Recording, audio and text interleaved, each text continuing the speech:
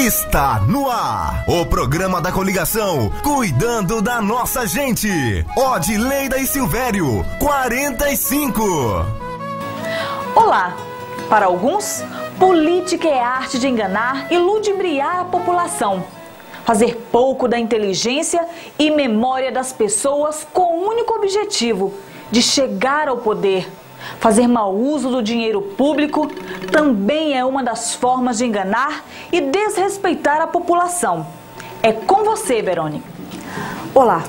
Isso mesmo, Erivânia. Como vimos nos últimos programas de TV do adversário, a candidata Odileida vem sendo duramente maltratada ao ser perguntada pelo adversário onde estão os milhões da prefeitura. O adversário, na verdade, está tentando dizer palavras que cada um de nós sabe muito bem o significado. E é sobre esse assunto, o respeito para com o dinheiro público, que vamos tratar no programa de hoje. O adversário fala em milhões. No início eram 500, depois baixou para 350 milhões. Para quem antes não estava acostumado com altas cifras, como estas hoje, falar em milhões faz parte do seu dia a dia, como podemos ver a seguir. Uma pequena casa simples. O adversário professor morava aqui. Como candidato em 96, falava em austeridade. Eleito prefeito, antes mesmo de assumir o cargo, mudou-se para esta mansão, que se transformou em residência oficial. Passou os 4 anos de governo ali morando, enquanto construía sua própria mansão. Ao mesmo tempo em que erguia às margens do Rio Xingu, seu hotel 5 estrelas para turistas milionários. Na época, Domingos Juvenil, seu atual padrinho e aliado, o acusava de desviar recursos públicos. Os dois se engarfinhavam. Um dos motivos, desvio de recursos do Fundef. As acusações giravam em torno do desvio e má aplicação dos recursos públicos, que posteriormente resultaram na condenação do adversário pelo Tribunal de Contas dos Municípios. Na época, valores que somavam por irregularidade no montante de R$ 3.912.243,48. As irregularidades referiam-se a processos ou gastos sem licitação e o não envio de ordens de pagamento.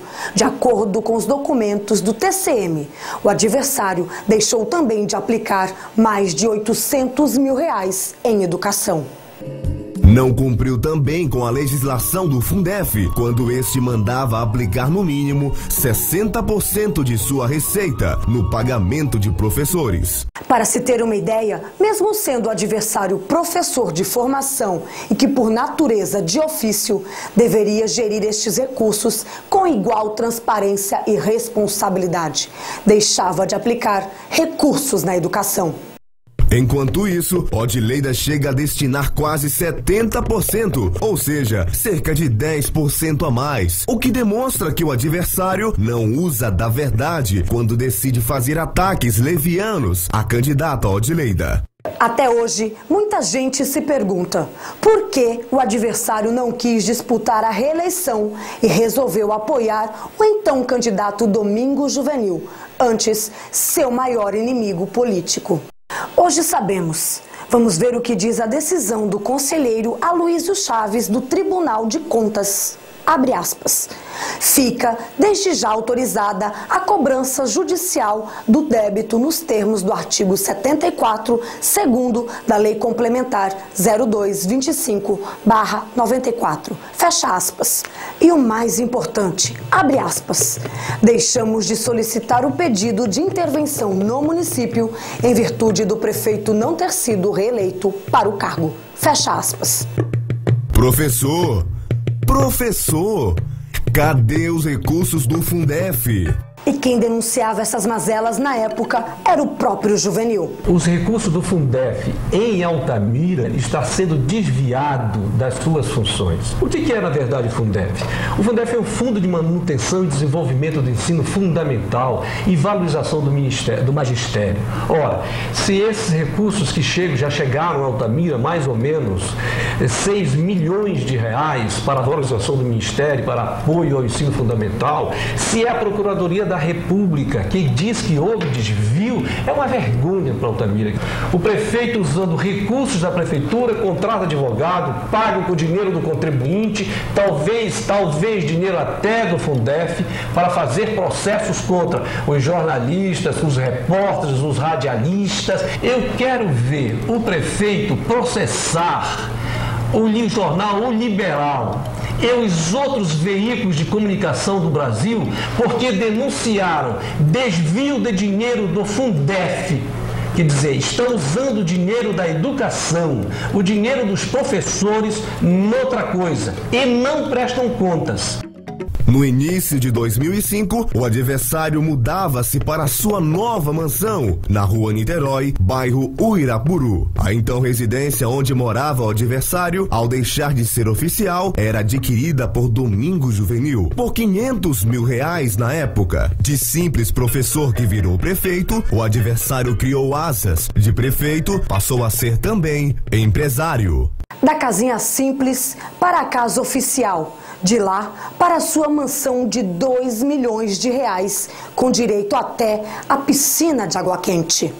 Da sua mansão na cidade para o seu hotel na Volta Grande do Xingu, avaliado em R$3 milhões. Local onde se refugiou a maior parte do tempo dos 8 anos que ficou ausente dos meios políticos locais. Hotel que hoje passa a maior parte do tempo fechado por falta de clientes, mas que nos meados de 2005 reluzia ares de prosperidade. Hoje, o adversário e seus parceiros querem ver o filme se repetir. Juvenil administrando um gordo orçamento de R$216 milhões por ano da Assembleia Legislativa do Estado. Não quer arredar o pé de lá. Ao mesmo tempo, quer mandar e controlar a prefeitura de cá. E o acordo se repete. Será que é por isso que os dois tanto falam dos supostos milhões da prefeitura de Altamira?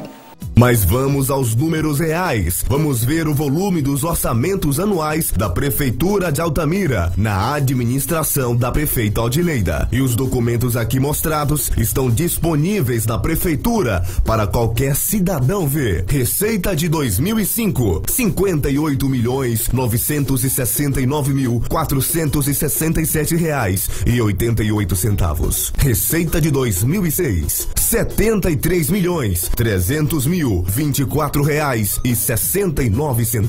Receita de 2007, R$59.718.850. Receita de 2008, R$59.649.865,26. Este último até o dia 31 de agosto de 2008. Isto representa um total de R$275.649.865,26. Ou seja, uma média anual de R$68.912.000. Agora vejamos. O hospital de R$30 milhões, o hospital regional, administrado pelo grupo político do adversário.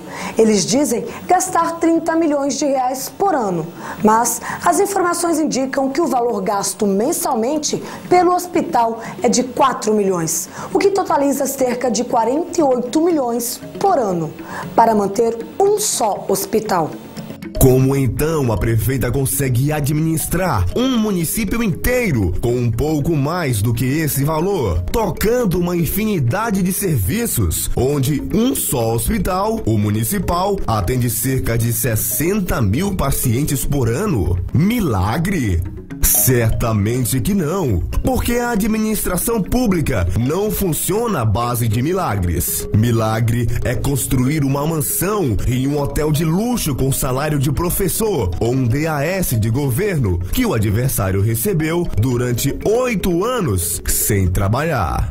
Para administrar recursos públicos é preciso seriedade, competência e responsabilidade. Combatemos as acusações levianas e mentirosas do adversário, com verdades como estas que acabamos de mostrar.